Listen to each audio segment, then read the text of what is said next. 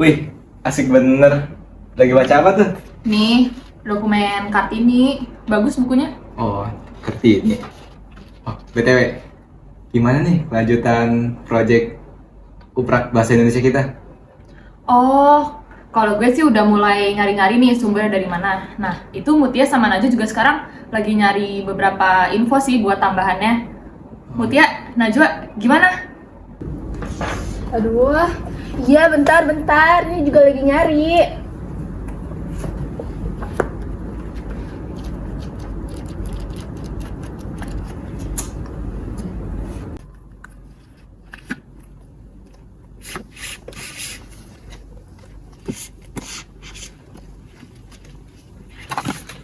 Apaan ya, Mut? Apaan tuh? Muti, lihat deh. Oh, ini Kenapa? lihat deh. Foto apa itu? Coba kita lihat di meja.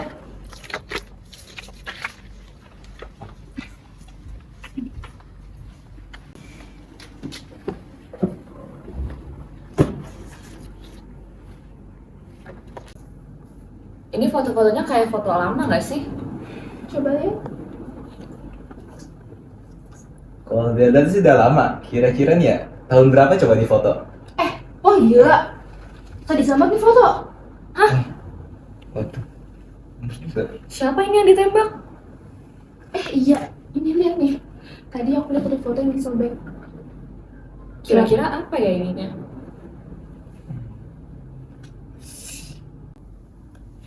Coba kita cari tahu kali ya. Gimana? Boleh. Ayo.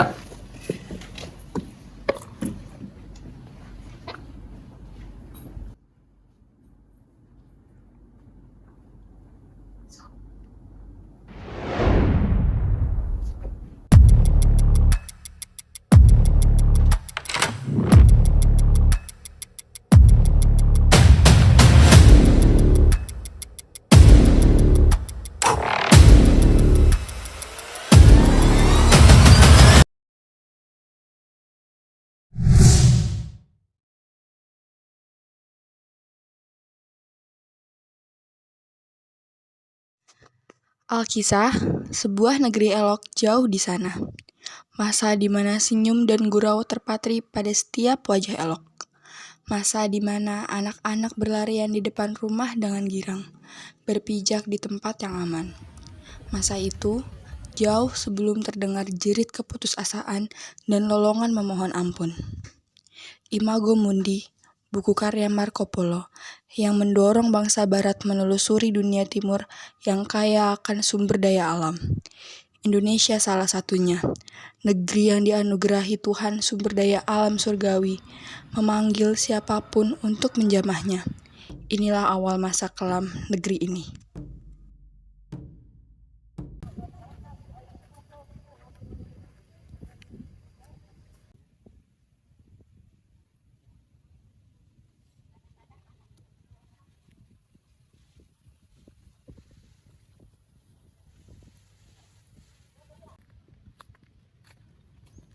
Bekerjalah kalian para pribumi rendahan.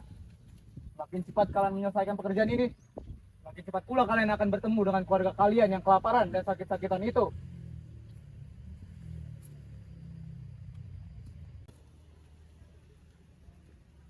Apakah kalian ingin tetap bekerja kepada tirani yang tidak tahu diri itu? Hei Jumadi, Awa juga tidak ingin bekerja untuk para bajingan ini, tetapi apa boleh buat, jika Awa tidak bekerja, Awa akan disiksa sampai mati. Tapi jika kita bekerja rodi seperti ini, sama saja kita menitip peti mati kita sendiri. Kita kerja tak kenal lelah dan tidak dibayar upah sedikit pun. Benar, lebih baik kita mati disiksa daripada kita mati bekerja untuk mereka. Hei, sudahlah, lanjutkan perjalanan kalian. Kira itu serang minju kemari. Kartoyo, apa kau takut dengan mereka? Dasar kau pengecut. Ya, itu benar.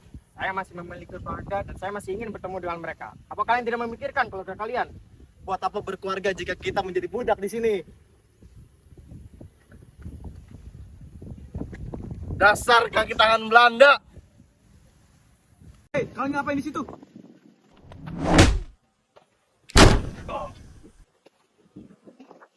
Saya menyuruh kamu untuk bekerja, bukan untuk bertengkar. Bukankah kalian ini sama-sama pribumi rendahan? Inilah akibatnya jika kalian berani membangkang. Kalian itu hanya pribumi rendahan. Bekerja atau mati. Kalian hanyalah sampah. Jadi mulailah bekerja. Berjengit, para kurcaci itu mendengarnya. Suara lantang dari orang besar yang menggaung, bekerja atau mati. Hanya kalimat itulah yang selalu mengiringi langkah para pekerja rodi di negeri ini.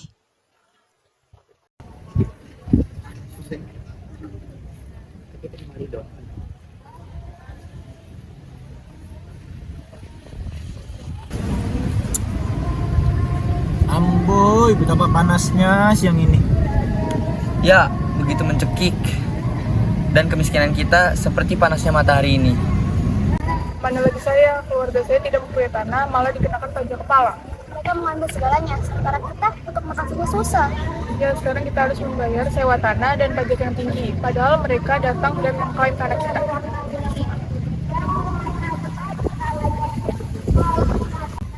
Saya pikir dengan jatuhnya kekuasaan ke tangan Inggris, semuanya akan membaik. Nyatanya bagai ditabur garam pada luka. Sungguh tidak ada hal baik sejak Eropa itu kemari. Saya benar-benar tidak tahan hidup menjadi budak di negeri saya sendiri.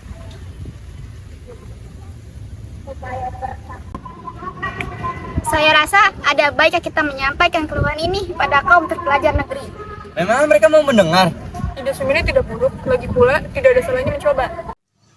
Harta benda, tenaga, dan sekarang tanah. Apalagi yang ingin mereka renggut dari tangan pribumi. Ini ada sedikit rezeki untuk kalian. Alhamdulillah, Gusti. Para tiran itu, mereka merampas tanah leluhur kita, menggunakan kebijakan tanah paksa dan kerja rodi untuk memperbaiki keadaan kas mereka. Lihatlah sekarang, kelaparan melanda di mana-mana. Iya, bahkan mereka hanya membayar sedikit dari hasil tanam paksa kita. Hari-hari berlalu, namun rasa takut akan hari esok selalu menghantui. Kapan kiranya ini akan berakhir? Pribumi pun seperti dipaksa untuk menggali kuburannya sendiri akibat dari kebijakan gila ini. Kita seharusnya berterima kasih kepada mereka atas pelajaran berharga tentang diet ini. Diet, bagaimana ini bisa menjadi diet? Hei, coba lihat. Kita semua sudah kehilangan berat badan, menjadi seramping lidi seperti ini. Ini semua berkat penjajah Belanda yang tidak dipungut biaya. Bisa saja kau, Min. Mestinya kau sudah digantung hidup-hidup apabila mereka mendengarmu. Sungguh ironis. Hei, kerjalah wahai perbicialan. Makan saja kau tahu. Negeri kami butuh uang, maka dari itulah mulai berkebun. Enak saja kau, ini tanah kami, ini kekayaan kami, seenak saja kau. Negerimu itu miskin, negerimu itu kecil. Tak usah berlagak seperti tuan rumah di sini. Dasar tamu tak tahu diri. Berani ya Kalian semua ya. Apa yang mereka miliki selain ketidakpastian akan hari esok? Penderitaan dan kesengsaraan yang amat menyayat hati rakyat. Lamun, hiduplah satu cerita yang jarang sekali dikisahkan oleh buku sejarah manapun. Tuan Johannes, maaf telah mengganggu waktu Tuan. Kami bermaksud menanyakan sebuah hal. Apakah Tuan sudah melihat kondisi masyarakat luar sana? Ya, para pekerja rodi dan pribumi. Mereka telah bekerja keras dan mengorbankan seluruh harta dan jiwa harganya. Namun mereka belum mendapatkan apapun sampai sekarang. Akibatnya banyak dari mereka yang tewas dan kelaparan. Apakah benar separah itu? Benar Tuan, jika keadaan ini terus berlanjut, maka kita akan kehilangan banyak pekerja yang berpengaruh pada pembangunan dan pemasukan negara yang menurun pesat. Kami sangat mengharapkan agar pemerintah pusat dapat memberikan bantuan segera. Bukankah mereka pantas untuk menerima semua itu? Haha. Sejengkal kekayaan di negeri ini pun tak berhak mereka miliki sama sekali. Tapi, apa boleh buat? Jika itu berdampak signifikan bagi negara. Dasar, beban negara, bisanya hanya menyusahkan saja. Saya akan mencoba menanyakan hal ini kepada pusat. Baik, terima kasih Tuan. Pakai suara, Pramilita, Gubernur Jenderal telah memberikan bantuan berupa gaji kepada para pekerja. Diharapkan dengan bantuan ini, para pekerja dapat melanjutkan pekerjaan mereka dengan baik, sehingga kesejahteraan dan perekonomian negara dapat kembali pulih.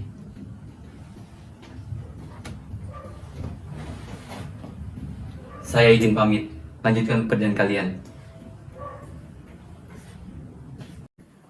Lihatlah setelah berita betapa banyak uang yang telah diberikan untuk menggaji para pekerja itu. Hahaha, bodoh. Mau saja mereka kita perdayakan.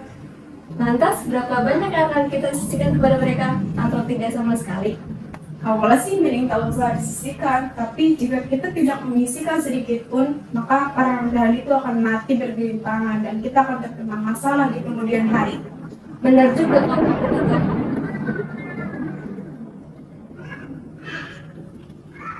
Pagi hari yang cerah, seorang gadis pribumi cantik bernama Nareswati duduk manis di sebuah pinggir sawah kepunyaan sang ayah. Kiranya, sibuklah ia menyiapkan bahan-bahan untuk membuat teh cengkeh. Tak lama, terdengar suara familiar yang memanggil namanya. Naraswati, tolong saya.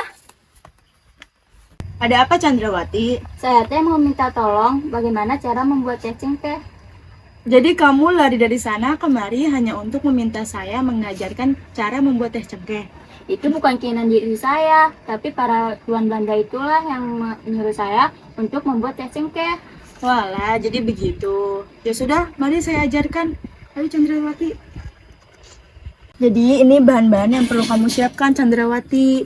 Yang pertama ada 2 sendok makan teh tubruk, lalu madu secukupnya, dan yang paling penting adalah rebusan air cengkeh. Oh, ternyata itu bahan-bahan membuat teh cengkeh. Ya, yuk langsung aja kita buat. Ayo.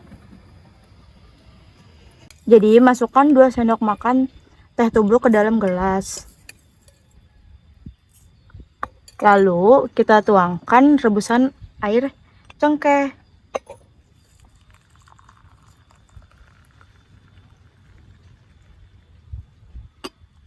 Dan biarkan hingga teh jadi.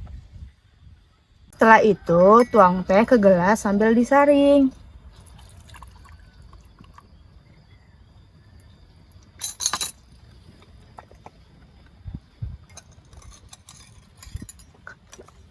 Lalu masukkan madu secukupnya.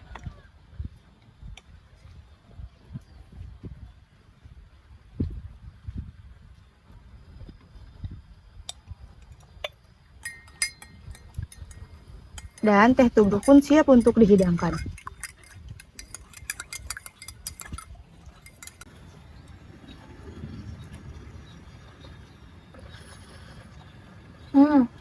Baiklah. Terima kasih Naraswati. Saya akan mempraktikannya di rumah untuk memenuhi perintah Tuan Belanda itu. Sama-sama Cendrawati.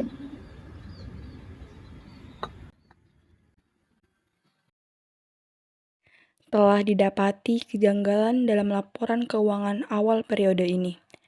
Asisten pemerintahan dan kesejahteraan rakyat tidak bisa tinggal diam saja. Ia mempertanyakan perihal tersebut pada kepala desa yang bertanggung jawab.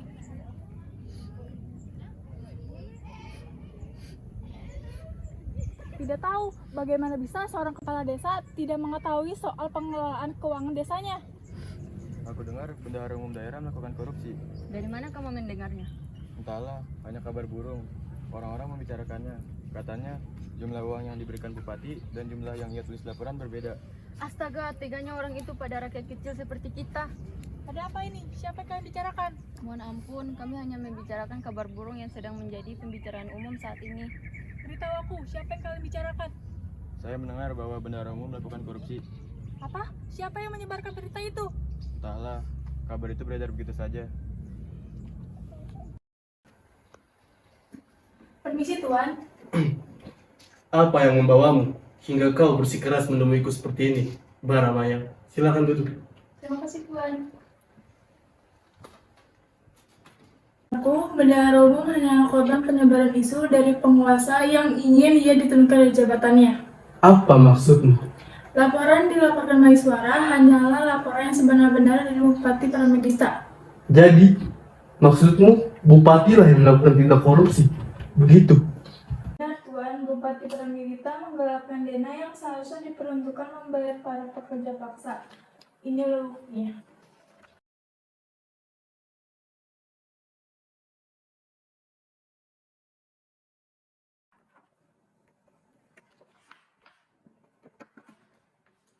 Kurang ajar. Bawa bupati dan wakil bupati ke hadapanku sekarang. Bawa juga Maiswara. Baik Tuan.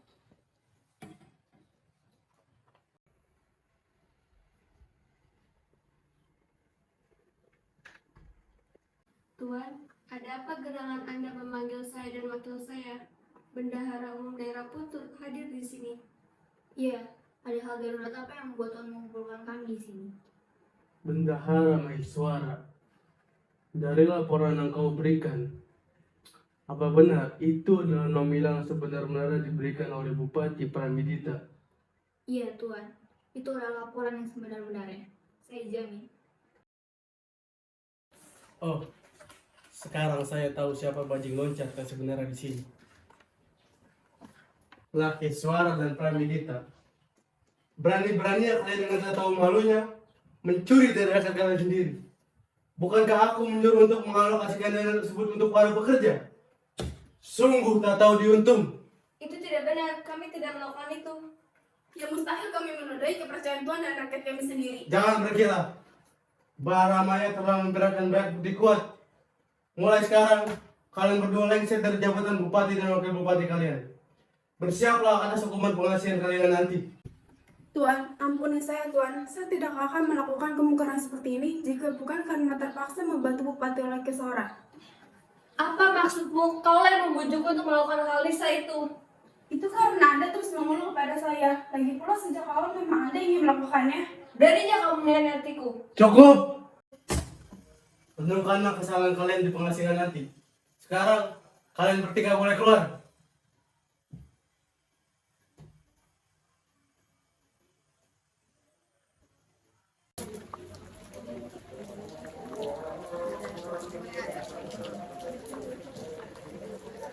Maaf, saya meminta kalian untuk berkumpul malam-malam begini. Ada yang ingin saya bicarakan. Tidak apa-apa, Suwardi. Kebetulan ada yang ingin saya bicarakan juga. Saya pun begitu. Jadi, kita semua kompak ingin menyampaikan sesuatu ya? Sepertinya begitu. Tema kali ini mengguncang logika kita, yakni bagaimana pikiran bisa mempengaruhi perasaan dan emosi. Bagaimana bisa kita memikirkan hal yang sama? Saya juga memikirkan itu kemarin. Apa yang kita pikirkan merupakan hasil dari perasaan yang kemudian membentuk perilaku. Perasaan lebih menitik beratkan pada hal yang sedang terjadi. Maka, pemikiran lebih berorientasi pada hal yang akan terjadi. Bukankah begitu? Tidak, menurut saya terbalik. Orang yang sudah terlalu sering terbawa perasaan dan emosi tidak akan bisa berpikir jernih. Menurut saya, pemikiran itulah yang berorientasi pada hal yang akan terjadi. Sementara, perasaan berorientasi pada hal yang sedang terjadi. Apakah kalian sudah menyadarinya? Alasan kita sulit melawan para penjajah itu. Kalau begitu, itu karena pemikiran para pribumi yang masih menganggap bahwa suku, ras, dan agama sebagai sebuah perbedaan. Dan mereka yang terlalu sering terbawa emosi akan mudah diadu domba tanpa berpikir terlebih dahulu. Sekarang kita harus mengedukasi kawan-kawan, keluarga, saudara-saudara kita untuk bersatu dan tidak memandang suku, ras, agama sebagai sebuah perbedaan. Merdeka! Merdeka! Hei manusia Verdom, akhirnya aku menemukan kalian. Manusia menyebalkan. Jangan bergerak. Jika bergerak, Belanda basinya akan membunuh kalian semua. Jika orang pribumi dilarang berbicara bahasa Belanda, maka kalian juga dilarang menggunakan bahasa kami. Diam! Diam! Jika kamu tidak diam, teman-teman yang Anda sangat sayangi ini akan saya bunuh. Bunuh saja kami, meskipun kalian membunuh kami, masih ada banyak pribumi di luar sana yang siap untuk melawan balik kalian. Kalianlah yang seharusnya diam. Ini adalah tanah milik kami. Manusia-manusia seperti kalian pantas dapat hukuman oleh Tuhan. Sayang sekali. Tapi Tuhan belum menghukum kami. Sekarang kalian semua ikut saya. Kalau tidak, kalian semua akan mati. Cepat!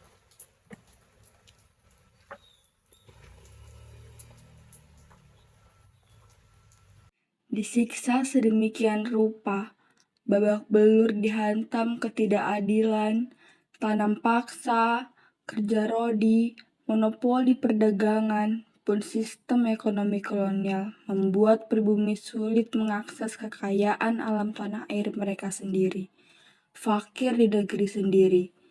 Sementara orang-orang itu hidup dengan makmur dan memasang wajah bongah, seakan tanpa dosa. Apakah pantas orang-orang itu disebut manusia Sementara bumi putra kami diperlakukan seperti binatang tanpa akal yang tak punya hak asasi. Dalam redup senja, pribumi berbisik. Haru biru sejarah yang terlupakan. Di tanah tumpah darah yang terusik. Pilu terukir dalam lantunan. Di sini, tangis sesak mereka rayakan tanpa suara. Namun, dalam peluk keadilan yang terpendam, bunga kemerdekaan pun akan mekar. Mekar di dalam duka.